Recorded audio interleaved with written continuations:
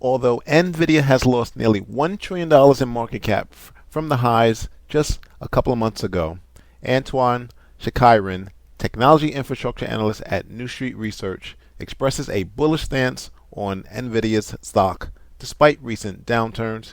He thinks the delays in Nvidia's Blackwell chip production are viewed as a limited setback due to the chip's advanced technology and Nvidia's expedited product development. Shakiran asserts that Nvidia's data center revenues and valuations have minimum downside, making it an attractive investment opportunity today. Despite potential risk, such as an economic slowdown and future capital expenditure slowdowns, Shakiran remains optimistic about Nvidia's growth prospects.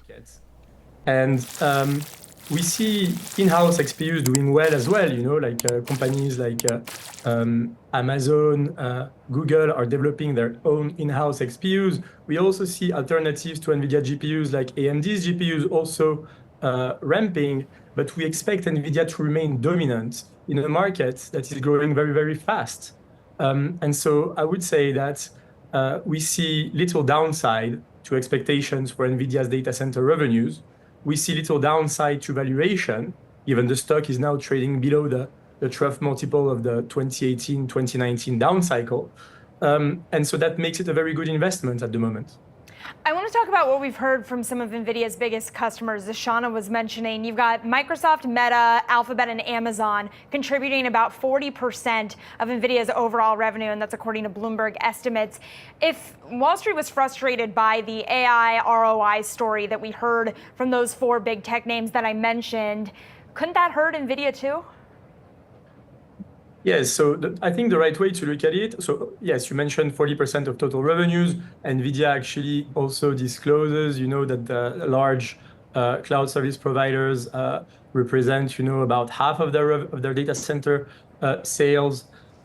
If you look at how much CapEx for the top four hyperscalers is set to grow this year and next year, and you unpack that, between investments in AI, investments in traditional infrastructure, well, it's true that we still need to see a bit further revisions to what consensus is expecting for CapEx growth next year to make room for NVIDIA to be able to meet expectations, but not that much revisions, maybe 10, 15% actually.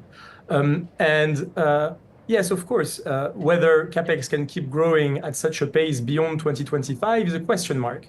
It will depend on the pace of adoption of generative AI-powered use cases. It will depend on the monetization of all the investments made over 2023, 2025. But reality is that even if we conservatively model a significant slowdown in investments in 2026, 2027 by these giants, that still makes room for good upside for all the names we cover exposed to data center AI spending. And so that's NVIDIA, of course, but also AMD, Broadcom, Arista, TSMC, Micron, and the list goes on. Antoine, I'm curious, something that you just mentioned a moment ago, and that was the fact that you're not too worried about the reports of Blackwell delays. I guess I'm curious as to why. Why is it that you see that as a limited setback at this point?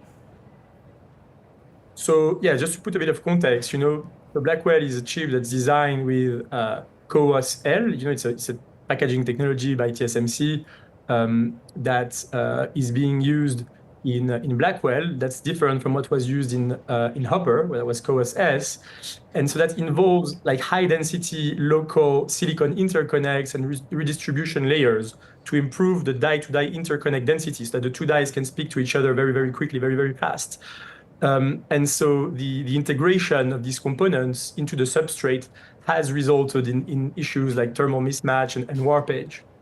But reality is that Blackwell is a cutting-edge chip. It's pushing the boundaries of packaging, and it was brought to market very, very rapidly by NVIDIA. NVIDIA is accelerating its product cadence. So inherently, there were risks of delay.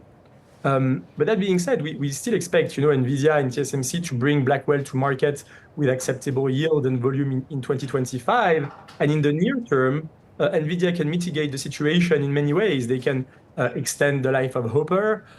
They can release a single die Blackwell chip. And so, yes, maybe the shipments will be more weighted towards Hopper in the second half of 2024 and early 2025. but we still sense enormous and urgent demand across the board, and that mitigates the risk of a pause in shipments as customers wait for the next generation of chips to be available in volumes. In our final minute here, how big of a risk is the potential economic slowdown that we're hearing teased out? I mean, JP Morgan this morning not only raising their likelihood of a recession this year, but also raising their recession likelihood to 45% chance in 2025. To what extent does that macro concern impact your view on Nvidia specifically? So I think that for 2025, you can, like, things are fairly well set. You can look at things from multiple angles. We talked about the hyperscalers CapEx earlier. We know roughly how much they expect to grow CapEx. Plans are already set, they already have a plan to train, the next generation of GPT models and the next generation of Gemini models. I think here there's probably limited room for much changes in plans.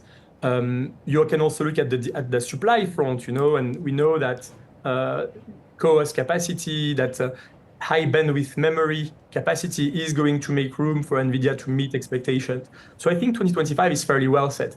Now, yes, if we enter a recession, if the macro deteriorates, what happens beyond 2025 is still a big question mark, and we could end up in an AI winter. We could end up in a pause in investments, and that, of course, remains a risk.